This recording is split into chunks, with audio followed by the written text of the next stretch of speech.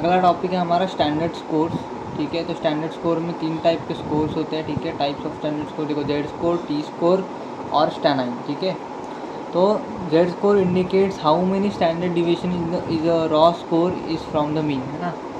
कि Z score हमें बताता है कि स्टैंडर्ड डिविएशन जो है मतलब कितना ज़्यादा दूरी है एक रॉ स्कोर की एक मीन से। ठीक है, फॉर एग्जांपल के लिए a Z score of +2 signifies score 2 standard deviation above the mean, है ना।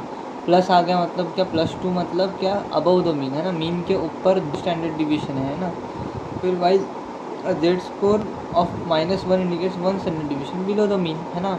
माइनस आ गया मतलब नीचे। ठीक है, तो मीन से एक नीचे और ये मीन से 2 ऊपर। ठीक है, ऐसा तो एग्जाम्पल के हमने बताया।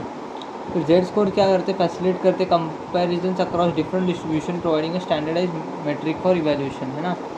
जेड स्कोर्स क्यों काम आते हैं कि हमको वो कंपेयर करने को मदद करते हैं कि अलग अलग तरीके का जो डिस्ट्रीब्यूशन है, ठीक है, उसमें वो स्टैंडर्डाइज मेट्रिक अपने को दे देता है। ठीक है, इवैल्यूएट करने के लिए।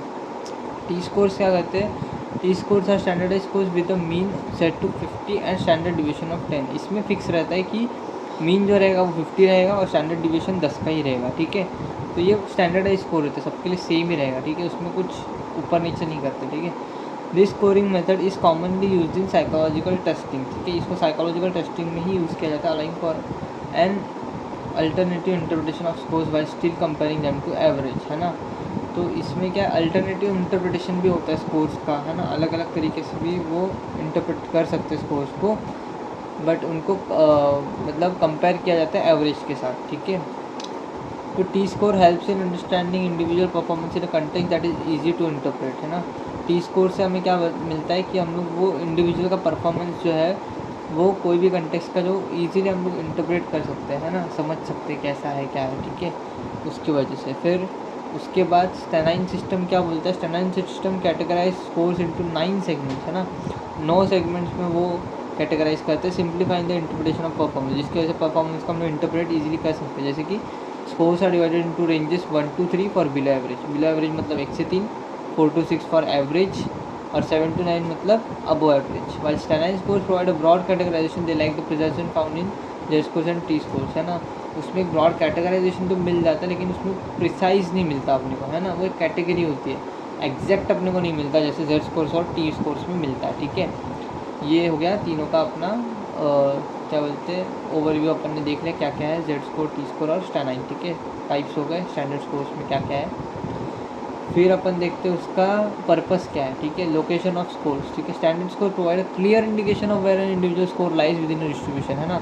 स्टैंडर्ड स्कोर हमें क्या बताता है कि एक इंडिविजुअल का स्कोर किधर आ रहा है, ठीक है, किधर लोकेट हो रहा है, क्लियर इंडिकेट कर पाता है कि डिस्ट्रीब्यूशन में किधर आ रहा है इंडिविजुअल का स्कोर।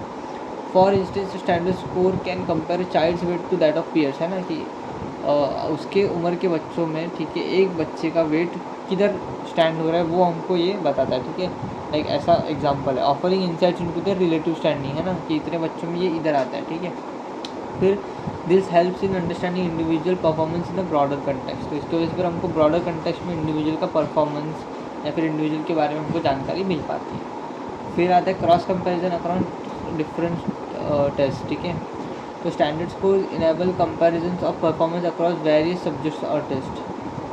तो हम लोग क्या कर सकते हैं, एक का परफॉर्मेंस जो है वो अलग अलग सब्जेक्ट और टेस्ट में भी देख सकते हैं ड्यू टू स्टैंडर्ड स्कोर्स, है ना।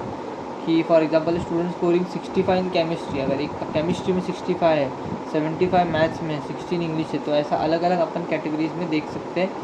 तो can be validated to determine the strongest subject, और इससे हम पता कर सकते हैं कि उसका स्ट्रॉन्गेस्ट वाला कौन सा है। ठीक है, this comparative analysis aids in identify areas of strength and weakness, इसकी वजह से हमको पता चलता है कि कहाँ ज़्यादा स्ट्रेंथ है और कहाँ ज़्यादा वीकनेस है।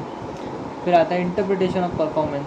Standard score help in interpreting an individual performance relative to a population, है ना, कि वो परफॉर्मेंस जो हमको पॉपुलेशन में पता चलती है कि किधर किसका इंडिविजुअल परफॉर्मेंस किधर आ रहा है। ठीक है, they provide a framework for understanding how an individual measures against peers, है ना। एक इंडिविजुअल उसके बाकी के जितने भी लोग हैं उसके एज में या उसके पर्टिकुलर जो भी चीज़ हम मेजर कर रहे हैं उसके अंदर, तो वो कौन से लेवल पे और उसके बारे में वो अंडरस्टैंडिंग मिल जाती है कि इंडिविजुअल का क्या रेंज है उधर। ठीक है, this interpretation is crucial for educational assessment and psychological evaluation. ये कहाँ काम आता है, एजुकेशनल असेसमेंट में, है ना। यहाँ पे हमको देखना हो कि एक बच्चे का स्कोर जो है वो कौन सा रैंक पे आ रहा है, ठीक है, अकॉर्डिंग टू उसके पीयर्स। फिर बाकी जो है साइकोलॉजिकल इवैल्यूएशन में भी वो काम आता है कि आईक्यू वगैरह अगर टेस्ट देखना हो, ठीक है, तो एक का आईक्यू कंपेयर टू अदर्स कितना है, ठीक है वो। फिर आता है इसमें linear and non linear transformation.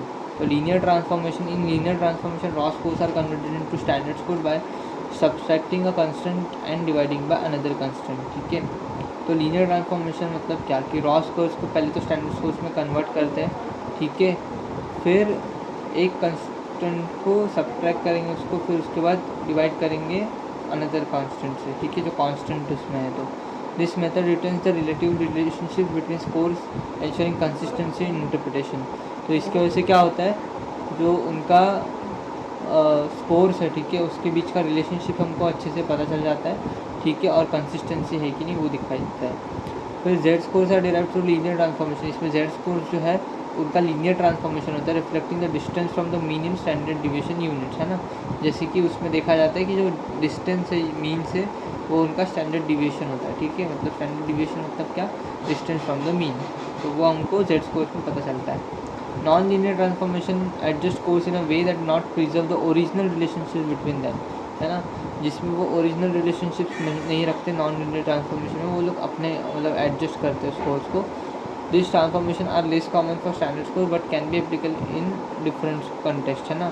ये मोस्टली स्टैंडर्ड स्कोर्स में नहीं होता है बट एप्लीकेबल होता है अलग अलग कंटेक्स्ट में। दे में भी use in specific types of data और skills that require different approach. जो अलग अलग अप्रोच रहेंगे तो अलग अलग डेटा या स्किल्स के लिए वो यूज़ हो सकता है। एप्लीकेशंस ऑफ ट्रांसफॉर्मेशन क्या है, understanding the type of transformation used in essential for accurate interpretation of score. Linear transformation of preferred for standard score due to the clarity and consistency, है ना। तो ये हमको क्यों ज़रूरी, ताकि हम लोग स्कोर्स को अच्छे से इंटरप्रेट कर पाए और ये जो है उसको क्लैरिटी और कंसिस्टेंसी देता है। और नॉन लीनियर ट्रांसफॉर्मेशन में useful in specialize scenario traditional methods do not apply, है ना, जहाँ पे ट्रेडिशनल मेथड जो यूज़फुल जो हमें हमेशा से रहे वो अगर अप्लाई नहीं होते तो ये वाला आता है नॉन लीनियर ट्रांसफॉर्मेशन। वरना लीनियर ट्रांसफॉर्मेशन जो है वो स्टैंडर्ड कोर्स के लिए प्रेफर किया जाता है जहाँ पे क्लैरिटी और कंसिस्टेंसी होगा, ठीक है। Thank you.